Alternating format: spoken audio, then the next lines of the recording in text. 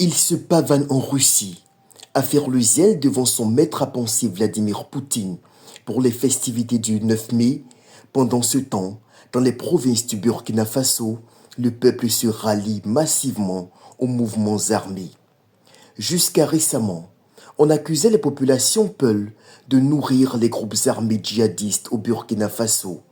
Désormais, avec les Peuls génocidés par le régime terroriste d'Ibrahim Traoré, les Moussis, les Bobos, les Gourmandchés et autres. Bref, les principaux groupes ethniques du Faso, censés incarner l'authenticité identitaire du peuple burkinabé. Les récentes vidéos fièrement publiées par les organisations djihadistes le démontrent.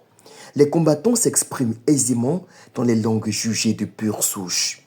De plus en plus, les Burkinabés se rendent compte que l'unique moyen pour eux de délivrer leur pays de la dictature néocolonialiste de la pieuvre de Moscou, c'est de s'allier à ceux qui, sur le terrain, mettent à mal les exubérances mentales d'un individu qui ne se gêne pas pour piller les caisses d'un Burkina déjà KO, rien que pour se fabriquer une image de héros panafricain.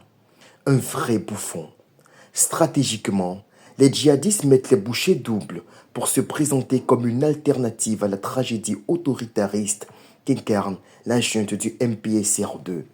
Le processus est irréversible. Il est regrettable de constater que de par l'immaturité d'un dirigeant haineux et grossier dans sa démence dictatoriale, des Burkinabés de tous bords soient poussés dans les bras du Génim, une organisation djihadiste, mais beaucoup moins répugnante que le régime terroriste d'Ibrahim Traoré et ses alliés de l'AES, l'Alliance des esclaves de Salon.